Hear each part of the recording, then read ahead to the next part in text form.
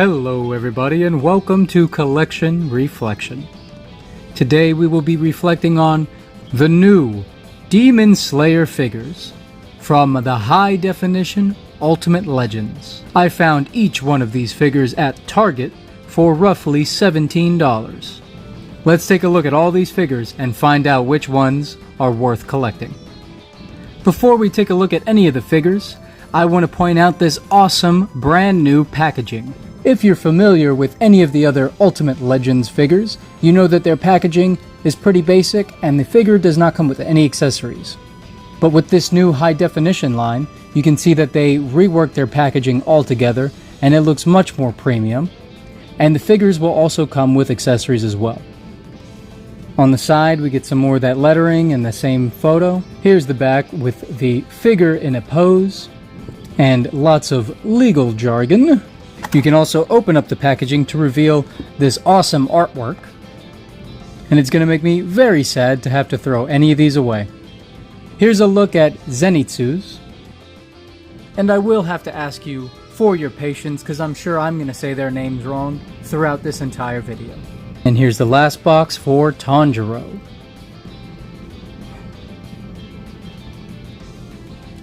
There's the back. Look at that artwork. But that's enough about the packaging. It's time to look at the figures. But why don't we go ahead and start with the main character of the show, and that's Tanjiro. Here's a closer look of the figure and this amazing head sculpt that they gave him. I think the scar on his face is very well painted. Those earrings are so impressive to me. And I also really like the color gradient that they have in his hair. As you can see, it goes from dark to light and then back kind of to dark again. You can see that the sculpt for his nose and his mouth is a little soft, so it does kind of get lost. He seems to be casted out of a dark brown plastic. It almost looks black when you don't have lights all over him. He's got his white belt that's painted silver at the buckle. I really like the sculpt for their outfit because it makes them feel a little chunkier and heftier, even though it's mostly just loose, baggy clothes. There you can see the wraps for his legs. And his sandals, where you can even see some sculpt for his toes. And then they paint these straps red. And the bottom of his feet are painted as well. I think they did a great job on his robe or his kimono. I'm not really sure what the proper term for this piece of clothing is. But I think they lined up the checkered pattern very well. And I also like how they sculpted this portion of his forearm so it looks like it's draped and flowing. Here's a closer look at his scabbard. It looks to be pretty plain. One of my biggest complaints about these figures is that there is no hole for their katanas to be placed into their scabbards. The same post that clips this part of the robe onto it goes all the way through the scabbard and into the actual figure itself. That's why I believe the scabbard can't be hollow, so you won't be able to put the sword into it, but it at least keeps the scabbard attached to the figure, and it gives it this little amount of articulation. I do wish that they approach this a different way, but if you're used to import figures, they often do this with their swords and their scabbards. It's also unfortunate how loose some of his joints can be. For the most part, he's put together very well, but his left shoulder has definitely been giving me issues the entire time. If you want to remove the robe, you're going to have to pop off the arms first, and then just slide it over the shoulders. And the bottom of the kimono is also removable. It's basically just frictioned on to these two notches on his belt. And here's what he would look like without the robe on. And thankfully the robe doesn't really restrict much of his movement to begin with, so taking it off doesn't change much about the figure besides the appearance. And here's what he looks like with just the top part on. For Tanjiro's accessories, he does come with two interchangeable fists, along with the two open gripping hands that come on the figure. I do appreciate that they painted the little bit of the white cuff that you will see poking out of his sleeve. Popping the hands in and out is pretty simple. You also get this really nice looking hilt. Here he is trying to draw his blade out. And here is the most important accessory, and that's going to be his Demon Slayer's sword. He does have a black blade just like in the show, and the edge is painted in silver. It is unfortunate that they had to place that on probably the most important accessory of the entire box. And he can also hold his blade in either hand very well. And if you position everything correctly, you can get him to wield his sword with both hands. I think that's actually very impressive. Next up, we can take a look at Zenitsu. At first I thought he was just going to be basically a repaint with a new head sculpt of Tanjiro, but they actually seem to have taken a lot of time and care for this figure. He has a very sad and worried expression, which I guess does fit the character from the show. He is always screaming and always complaining, and honestly, he's pretty annoying. But I do think that they painted his hair very well, and I like the sculpt that they chose for it. Just the color gradient from orange to yellow with a few white triangles. I also think they did a great job on all the paint. He's got all those silver buttons and that little pocket square. The body mold is pretty similar to Tanjiro until you get down to his ankles. You can see a little bit of paint chipping on mine, but nothing really to whine about. His ankles also have that nice gradient to them from orange to yellow. I think that's really cool. And both Tanjiro and Zenitsu have articulated robes so they can get out of the way so you can see the scabbard more clearly. His is white and gold, while Tanjiro's was more of a black and silver. As you can see there, I've already got a little bit of paint scrapes on my figure. I think it sucks that you have an entire line of sword-wielding characters and none of them have a vertical hinging wrist to hold their weapons properly. But the way that the elbows are sculpted, it does have a little bit of leeway, so it can actually bend backwards a little bit, and that will help point the sword. I also think they needed to use the horizontal hinges so that you can get into those two-handed sword gripping poses. He also comes with the same exact fists that come with Tanjiro. They're sculpted the same and they are painted the same. He's also going to come with his own version of the handle. And I believe you're supposed to actually be able to place this into the scabbard. And here's what it looks like. I think it actually looks pretty cool. And finally, he comes with his version of the katana. He can also hold the blade in either hand, no problem. But it is important to note that these hands are molded shut, so you have to slide the blade through. Moving on to the last figure of the wave, and my personal favorite of the three, here's Inosuke. Taking a closer look at that boar head, I think they did such a great job on the eyes. They make him look glossy and almost glass-like. You can see the white paint for the tusks and his pink snout. You can even see in the ears that they painted it from gray to pink. I think that's really cool. And I like the texturing design that they gave for the back of his head. Moving down to the body, I do feel like this sculpt is a little soft. I feel like in the show, Inosuke's pretty ripped. And there you can still see he's got muscles, but they are not as well defined as they are in the show. I like all the detail that they put into the fur. I think it could have used a black wash just to bring out some of those details and make it look dirty and grimy, because he definitely never washes it. But as is, I think it looks pretty cool.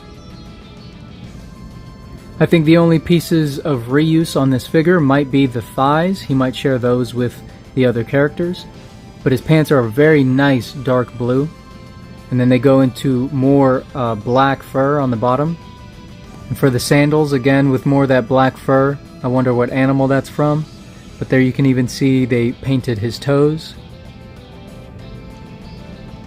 And there's the bottom of his feet.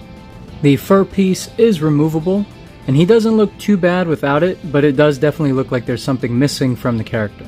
Even though the fur piece is removable, it does not seem like you're supposed to remove it from the figure, because that peg in his waist is very thin, and I do think it could break if you are not careful. So let's take a look at his accessories. Inosuke also comes with a set of fists, but these are different than the other ones. As you can see, he does not have the cuff piece. Be careful as you go to switch out the hands, especially on Inosuke. And instead of a katana and a hilt piece, he's going to come with two of his beast blades. Of course, they could have used a wash on those handles, but I think these look amazing. Inosuke's hands are the only ones that have like an open grip to them, so you can just pop the swords right in. And even though he does not have any scabbards for them to be stored away, I feel like if they would have included them on the figure, they would have been useless anyways. Let's check out their articulation. He has a ball joint in the head that will give him 360, but the fur will get caught on his shoulders. It looks up that far and down pretty well, and it has some good tilt. His shoulders can go 360. They can raise out about that far before popping off. He's got some pretty great butterfly joints. 360 bicep, single jointed 90-degree elbow, and it can bend back both ways. Swivel at the wrist, goes up there and down to there. He has a ball joint at the torso and diaphragm, so he can spin 360. He bends back that far and forward that far. With the fur, he gets that far forward and that far back, and he can do the splits of that far. Without the fur, he can go forward and back that far and side to side. 360 thigh rotation. Single hinge knees that go less than 90. The knees do not rotate. 360 ankle. Goes down that far and back up that far. He also has really nice tilt. Zenitsu has a 360 head. He can look up and down, not really at all. He has nice tilt. 360 in the arms. Butterfly joints. But they don't go back far at all. His arms go out that far. 360 bicep. Single jointed elbows that go a little less than 90 with the hinge. His diaphragm can go 360, but you have to move everything around to do it. He also does have waist rotation, but it is pretty much hindered. He can go back that far and forward not much. His robe goes in that far and out that far. Forward and back. He can do the splits that far, but the kimono and scabbard will get in the way. 360 thigh. Single jointed knees that go a little less than 90. 360 ankle. Down, up, tilt. Tanjiro and Zenitsu basically have the same exact articulation, but I will go through it in case this is the only figure that you buy. 360 head, up, down, tilt. 360, out. His butterfly doesn't seem as good. That keeps popping off. 90 at the elbows, back a little bit. Spin, high five hinge wrist, down. 360 at the diaphragm and waist, but very hindered. He seems to go back a little bit further, not much down. Forward and back. There's the splits. 360 thigh rotation, about 90 at the knee. Swivel, down, up, tilt. Let's go ahead and check out some comparisons. Taking a look at all three of them next to each other, they all seem to be standing around the same exact height, and that looks to be just under 5 inches, which makes them all around 12 centimeters tall. Comparing them to a couple different toy lines at a much larger scale, we have a Voyager class Armada Starscream and Beastman from New Eternia. Inosuke seems to be up to the elbow for Beastman and just about to the shoulder for Starscream.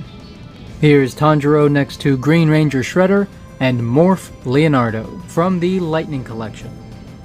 Now we can see them next to a couple of Dragon Ball Evolve figures. Here we have Super Saiyan Goku and the legendary Super Saiyan Broly. There are a lot of similarities between the Ultimate Legends line and the Dragon Ball Evolve line, and I hope to see both of them continue. Here we have a couple of 5-inch Naruto figures. We have the BST AXN Sasuke Uchiha and the Ultimate Legends Kakashi. And for a 4-inch comparison, we have a couple of characters who know their way around the sword. Both from Spin Master, we have Yasuo and Deathstroke. And from the final faction, we have Shift and Crepitus. To finish it off, Pumpkin Rapper's head.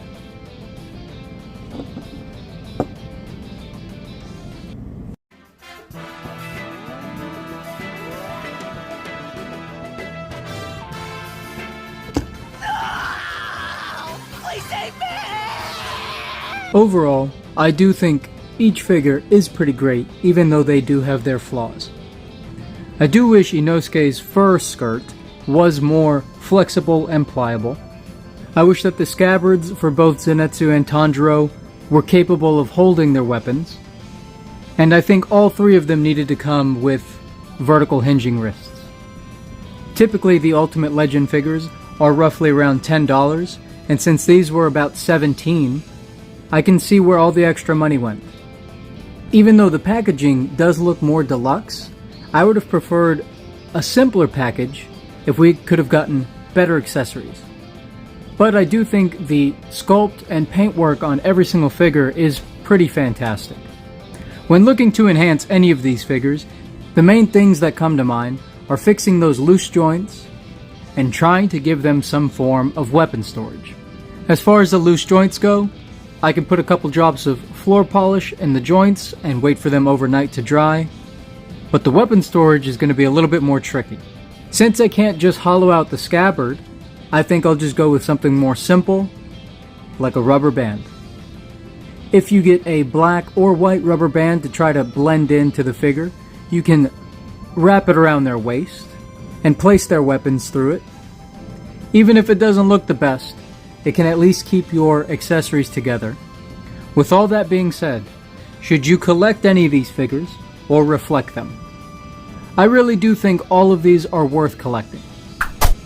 However, I would say Inosuke does feel the best in hand. As far as articulated Demon Slayer figures go, at this price point, I don't think there's anything out on the market that beats them. But let me know what you think. Do you agree with me? Are these figures worth collecting? Also, what other characters from Demon Slayer would you like to see in the next wave? Thank you for sticking with me through this video. I know it was pretty long, but I hope you got some good information out of it. If you have any advice for me, please leave that down below in the comments. And if you decided that you enjoyed this video, feel free to like it and subscribe and tell all your friends. I hope you find some time today to have a nice chuckle and try to be kind to somebody, because it could really change their life. I'll talk to you next time.